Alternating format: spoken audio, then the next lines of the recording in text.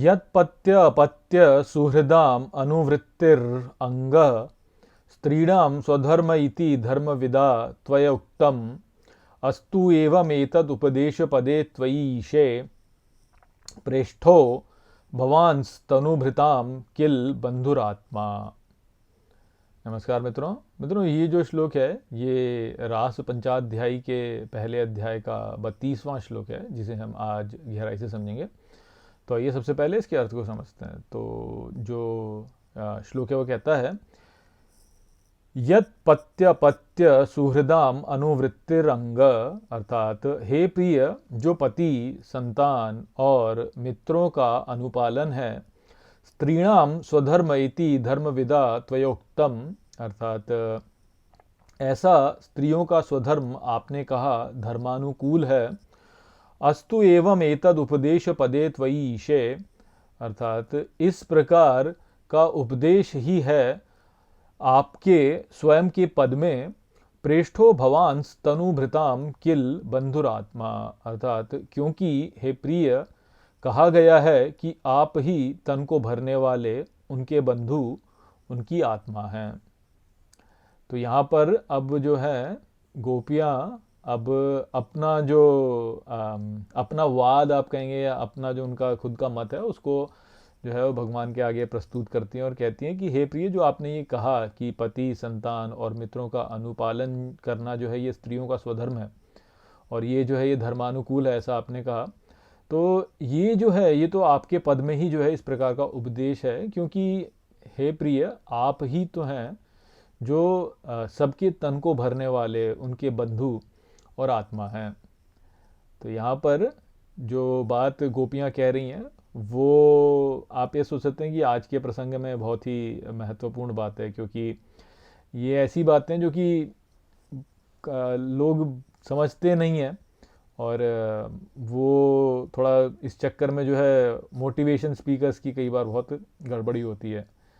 तो यहाँ पर कर्तव्य कर्म के विषय में बताया जा रहा है और कर्तव्य कर्म को लेकर के बहुत समस्या होती हैं, समझ में आता नहीं है। अभी देखिए, जैसे कल के ही वीडियो में जो है हम अष्टावक्र गीता में क्या सीख रहे थे कि कर्तव्य ही संसार है, और जो जो साहसी होते हैं वो अपने कर्तव्य को देखते ही नहीं, वह तो निराकार और शांत रहते हैं वास्तव में।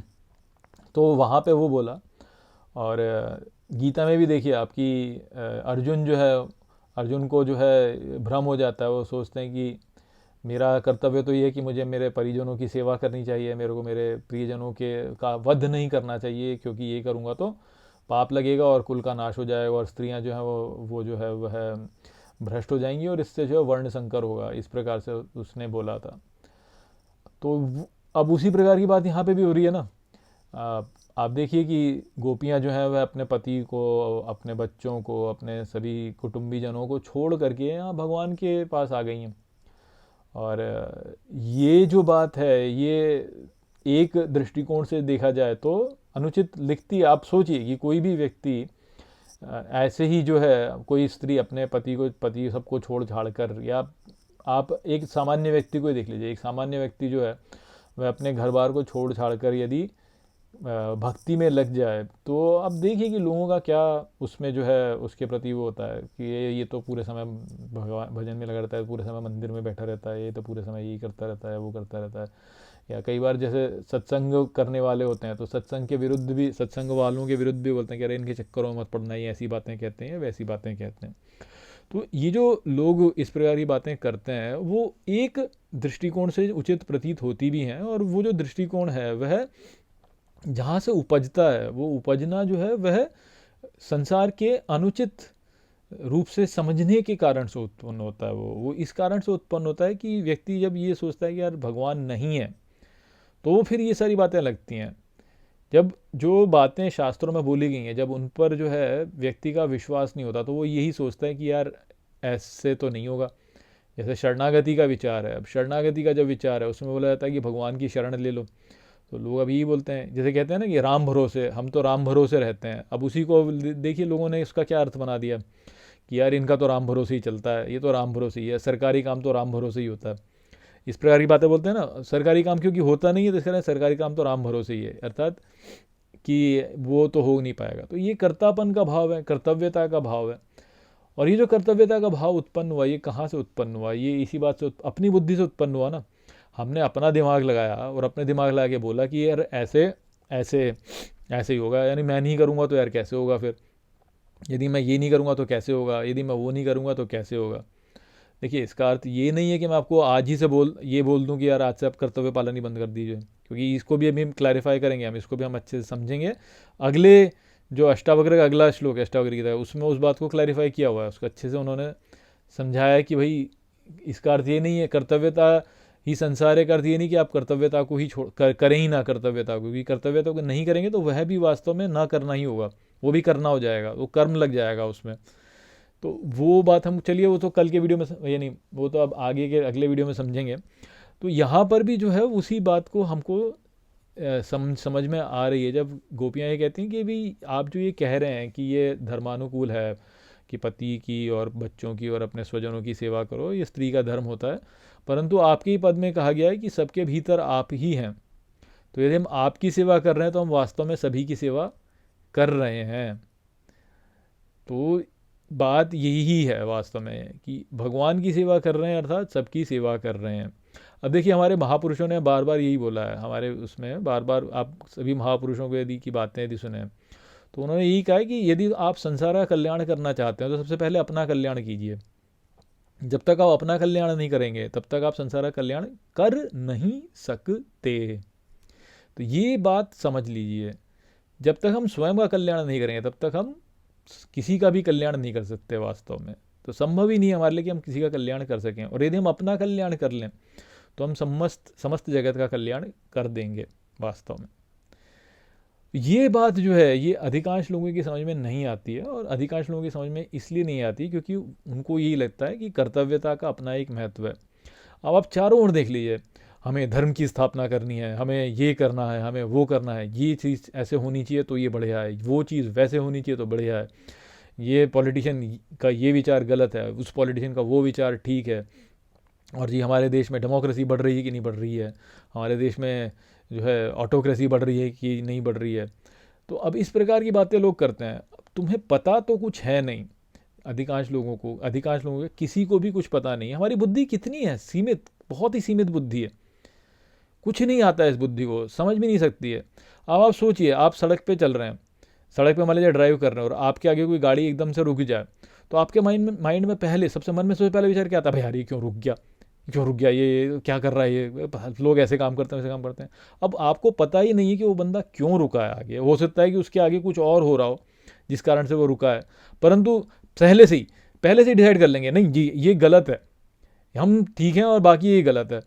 तो ये जो हमारी अवधारणा होती है, इतनी जल्दी हम जो है करते हैं ये, और हमारी तो ये इतनी दुर्बुद्धि है ना हमारे अंदर कि यानी सब चीज़ों में नेगेटिव देखेंगे, पॉजिटिव तो देखेंगे ही नहीं, नकारात्मकता, सब में गंदगी देखेंगे, सब में बुराई देखेंगे, अच्छा देखेंगे ही नहीं। कोई मान लीजिए कि कोई एक चोर है, उस चोर ने मान लीजिए एक चोरी की, तो अब हम जो है ना, अब उस पर ये लांछन लगी जाएगा सारी ज़िंदगी कि भाई ये तो चोर ही है। अब वो कोई कितना भी अच्छा काम कर ले, फिर बोलेंगे नहीं जी उसने चोरी की थी पहले, तो ये तो चोर है, ये तो इसने चोरी की हुई है पहले। और कोई बहुत ही बड़ा सज्जन व्यक्ति हो, उससे छोटी सी थोड़ी गलती हो जाए, थोड़ी सी कोई गलती हो जाए, मान लीजिए कि उससे थोड़ी सी कुछ भी गलती हो जाती है, ये तो महापुरुष, कहाँ के महापुरुष हैं, ये तो महापुरुष नहीं है, तो ऐसे करते हैं, ये तो वैसे करते हैं। तो ये तो हमारी हालत है। और हम जो है फिर बात करेंगे कर्तव्यों की कि भाई हमको ऐसा कर्तव्य करना चाहिए, हमको वैसा कर्तव्य करना चाहिए। तो यानी ऐसे काम हम करते हैं, और फिर हम सोचते हैं कि हम संसार को सुधार देंगे जी, इस संसार को हम सुधार देंगे, इस संसार में ये खराबी है, इसको ऐसे ठीक किया जाता है, संसार में वो खराबी है, उसको वैसे ठीक किया जाता है। अरे भाई अपना ठीक कर लो, पहले अपना ठीक करो, बाकी सब बाद में अपने आप ठीक हो जाएगा। तो ये जो हमारी वृत्तियां हैं ना, इन वृत्तियों को ही यहाँ पे गोपियाँ बता रही हैं कि सब में की देह में आप ही तो भरे हैं ना, तो जब आप ही भरे हैं तो आपको खुश करेंगे तो हम अपने आप ही सब ठीक कर देंगे। जो कि हमारे महापुरुषों ने कहा है कि अपने आप को ठीक करो, अपना आपा ठीक करो। भगवान कृष्ण क्या है वास्तव में? भगवान कृष्ण हमारी आत्मा ही तो है ना, हमारे हृदय में बैठे हैं, हमारा स्वरूप है, वास्तविक स्वरूप है हमारा, वो वही है, हमारी आत्मा है, वो शुद्ध ब्रह्म स्वरूप हमारी आत्मा है वो। तो इसको यदि हम ठीक कर लें, इसके साथ में यदि हम जुड़ जाएं, इसकी सेवा हम कर लें, तो हमने सबकी सेवा कर ली, संसार में सबकी सेवा कर ली हमने। तो ये बात है जो कि नहीं समझ में आती। और ये क्यों नहीं समझ में आती? क्योंकि कर्तव्यता का भाव जो है वो लगा रखा है। ये सोच रखा है कि पृथकता देखेंगे, किसी को एक नहीं देखेंगे। अब पति अलग है, पत्नी अलग है, पुत्र अलग हैं, और सभी स्वजन अलग हैं, सबको अलग अलग देखेंगे। ये नहीं देखेंगे कि उनके पीछे कौन है वास्तव में, उनके पीछे कौन है। हमारे ऑफिस में इतने सारे लोग हैं, हमारे देश के लोग हैं, दूसरे देशों के लोग हैं, हमारे स्वजन हैं, दूसरे लोग हैं। तो ये सब अलग अलग हम देखेंगे और फिर अलग अलग के लिए अलग अलग कर्तव्य सोचेंगे। इनके लिए ये कर्तव्य, उनके लिए वो कर्तव्य, उनके लिए वो कर्तव्य, उनके लिए वो कर्तव्य, इस प्रकार से सोचेंगे। जबकि वास्तव में जो गोपियाँ बोल रही हैं वो क्या बोल रही हैं कि इन सब के पीछे कौन है? इन सब के पीछे तो आप ही हो, आप ही तो भरते हो इन सबको, आप ही तो आत्मा हो ना, इन सब के आत्मा आप ही हो। तो यदि हम आपको पा लेते हैं तो सबको पा लिया, सबका कर्तव्य कर लिया हमने। यदि हमने आपको प्रसन्न कर दिया तो हमने सबको प्रसन्न कर लिया। तो बात वो है कि एक पे ध्यान दो। गीता में भी श्री कृष्ण क्या कहते हैं? व्यवसायात्मिका बुद्धि एकः। जो व्यवसायात्मिक बुद्धि होती है वो एक पे फोकस करती है, केवल एक पे फोकस करती है। अब आप यही सोचिए कि जीवन में जो भी ये इतना अराजकता हमारे लिए उत्पन्न हो रखी है, वो क्यों उत्पन्न हो रखी है? वो इसीलिए हो रखी है क्योंकि हम पृथकता देखते हैं, अलग अलग देखते हैं। हम ये देखते हैं कि भाई हाँ, ये मेरे पिता हैं, ये मेरी माताएं, ये मेरे भाई जन हैं, ये मेरे जो कार्यालय के सहकर्ता हैं, ये मेरी पत्नी है, ये मेरे बच्चे हैं। तो ये अलग अलग देखते हैं इनको। क्योंकि अलग अलग देखते हैं तो फिर अलग अलग के साथ में अलग अलग व्यवहार करना पड़ता है। अलग अलग व्यवहार करना पड़ता है तो अलग अलग प्रकार के धर्म हो जाते हैं। पत्नी के लिए अलग धर्म हो गया, पिता के लिए अलग धर्म हो गया, माता के लिए अलग धर्म हो गया, बच्चों के लिए अलग धर्म हो गया, सबके लिए अलग अलग धर्म हो गए। तो ये सारे धर्म जो अलग अलग धर्म होते हैं, इन धर्मों के चक्कर में फंस जाते हैं। और हमारी बुद्धि इतनी तीक्ष्ण नहीं है, हमारी बुद्धि इतनी पैनी, इतनी उसमें इतनी सक्षमता नहीं है कि वह बातों को ठीक प्रकार से समझ पाए। पूरी तरह से नहीं समझ सकती है, समझने की क्षमता ही नहीं है। असीम को सीमित कैसे समझेगा? नहीं समझ सकता। तो समझने की क्षमता नहीं है। अब आप सोचिए, लोगों से जब पूछा जाए कि भाई जीवन में क्या करना चाहिए, तो बोलते हैं कि हमको अच्छा काम करना चाहिए। तो भाई अच्छा काम करना चाहिए, पर अच्छा काम क्या है? पहले ये तो बताओ कि अच्छा काम है क्या? कि लोगों का भला करो, लोगों का भला करो, ये अच्छा काम होता है। ठीक है, तो लोगों का भला किस में है? क्या ये समझते हो? क्या ये समझते हो कि लोगों का भला किस में है? क्या धन देने में भला है लोगों का, या क्या ज्ञान देने में भला है, या क्या उनके शरीर को सेवा देने में भला है उनका? किस चीज़ में भला है, कैसे भला है उनका? अब कोई बोले कि भाई हाँ, किसी ने तो कोई जो है वैज्ञानिक आविष्कार किया, उस वैज्ञानिक आविष्कार से हमारा जीवन सरल हो गया, तो ये हमारे लिए भला है। तो ऐसा कैसे कह सकते हो आपकी वो भला ही है वास्तव में? कोई बोले कि हम आज ने जो है ना, हम गाड़ियाँ चलाते हैं तो गाड़ियों से जल्दी जल्दी पहुँच जाते हैं, तो देखो कितना भला किया। तो क्या वो वास्तव में भला है? क्या वो वास्तव में भला है? क्या ये हमारी बुद्धि समझ सकती है? हमारी बुद्धि में एक क्षमता नहीं है समझने की, है इसे समझने की क्षमता है ही नहीं हमारी बुद्धि में। किसी चीज़ का क्या प्रभाव होता है ये हम नहीं जानते।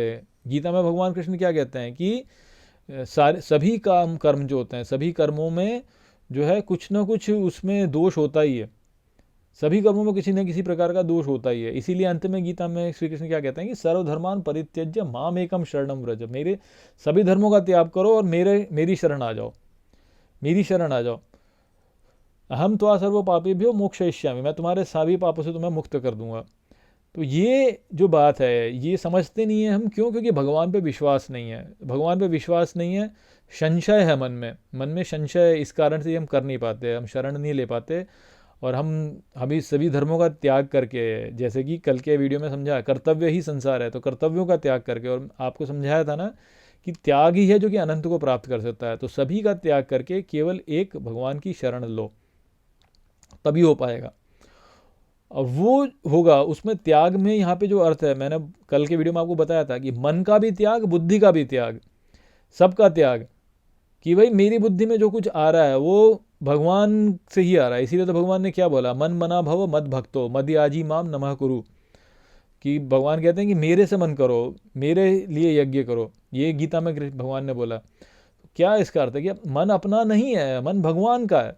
बुद्धि अपनी नहीं है, बुद्धि भगवान की है। तो भगवान को ही समर्पित कर दी, भगवान पे ही चढ़ा दी। वो भी उसका भी त्याग करके वो भी भगवान पे ही कर दिया कि आप पे ही है, ये मन जो है मेरा ये आपसे ही आया। तो जब किसी ने ये बोला कि मन मेरा भगवान से ही है, बुद्धि मेरी भगवान से ही है, तो कर्तव्य रहेगा उसका कोई कर्तव्य रहेगा ही नहीं, क्योंकि वो कुछ कर ही नहीं रहा है वास्तव में। उसको पता ही नहीं है कि मैं, यानी उसको वो कर ही नहीं रहा कुछ। कैसे कर रहा है? मन से हम क्या विचार जब करते हैं तो क्या सोचते हैं? मन में आता है विचार, फिर करते हैं। तो मन ही अपना नहीं है तो फिर कहाँ से? पहले बुद्धि में आता है, मन में कोई विचार आया, बुद्धि ने उसका विश्लेषण किया, फिर उसके बाद में निश्चय किया कि करना है कि नहीं करना है। भाई ना तो मन अपना है ना बुद्धि अपनी है। जब अपनी है ही नहीं तो फिर क्या, कौन सा कर्तव्य, कहाँ का कर्तव्य रह गया? तो जैसे जो आ रहा है उसको वैसे ही कर दो, जैसे जो आ रहा है उसको वैसे ही कर दो।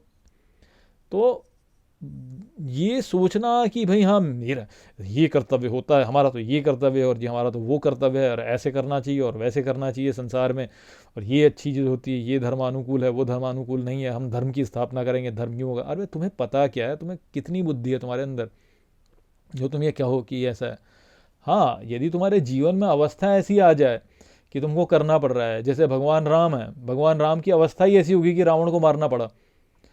क्यों? क्योंकि वो स्थिति ऐसी हो गई उनकी, वो उनकी स्त्री को उठा के ले गया, तो भगवान राम को तो करना ही पड़ा फिर। वो तो वही वाली बात है। भगवान कृष्ण को ही देख लीजिए, भगवान कृष्ण जो है क्या वो खुद से गए थे कंस का वध करने के लिए? नहीं, कंस नहीं बुलाया उनको डरता था कंस ने अपने आप बुलाया। या महाभारत में देख लीजिए, जब तक अर्जुन ने पूछा नहीं भगवान से, जब तक अर्जुन ने पूछा नहीं भगवान से कि मैं आपकी शरण में आया और मुझे बताइए कि क्या करूँ, तब तक भगवान ने बताया भी नहीं, कुछ बोला भी नहीं। ऐसा थोड़ी बोला अर्जुन को कि जाओ इनको मार दो और ये और वो, अब तो हम जो है धर्म की स्थापना करेंगे और हम इसको मारेंगे। ऐसा जब तक अर्जुन ने बोला नहीं भगवान से कि भाई कि भगवान आप बताइए, तब तक भगवान ने कुछ कुछ भी नहीं कहा। और पहले भी क्या अवस्था थी, भगवान ने तो दोनों, अर्जुन को भी और दुर्योधन को दोनों की बोला कि मैं दोनों को ही करूँगा, दोनों से ही मांग लो आप जो मांगना है, और उन्होंने तो उसी प्रकार से किया। तो भगवान ऐसे इस प्रकार से नहीं करते हैं कि हमसे अपनी बुद्धि लगा के डिसाइड करेंगे कि ये है और वो है, और धर्म की स्थापना होनी चाहिए और धर्म ऐसे होगा और धर्म वैसे होगा। हमारी बुद्धि में कहाँ वो क्षमता है कि हम वो लगा सकें। हम तो इतना ही कर सकते हैं कि बुद्धि को भी भगवान को दे दें, मन को भी भगवान को दे दें, और बस भगवान के समर्पित हो जाए, उतना हम कर सकते हैं। और भगवान ने वही बोला है कि वही करो, तुमने वो कर दिया तो सब हो जाएगा। पर यहाँ पे क्योंकि गोपियों के साथ में खेल हो रहा है, मस्ती हो रही है, उनके साथ में छेड़छाड़ हो रही है, इसलिए जो है इस प्रकार की बातें यहाँ पे हो रही हैं। और गोपियाँ जो है वो दिखा रही हैं कि क्या आप हमको बेवकूफ़ समझते हो क्या? गोपियाँ वही बोल रही है कि बेवकूफ़ समझते हो क्या हमको, एक प्रकार से कहते तो वही बोला जा रहा है कि आप हमको बेवकूफ़ समझते हो क्या कि ऐसा है? जो आप ही तो हो सबके पीछे, जब आप ही सबके पीछे हो तो बस फिर बात क्या रहेगी? कोई बात ही नहीं रहेगी, कोई बात ही नहीं रहेगी फिर उसमें। तो वो यहाँ पे संदेश था, वही यहाँ पे समझने वाली बात थी। आशा करता हूँ कि ये श्लोक आपको ठीक प्रकार से समझ में आ गया होगा। चलिए इसी के साथ इस वीडियो को यहीं पे समाप्त करते हैं। नमस्ते।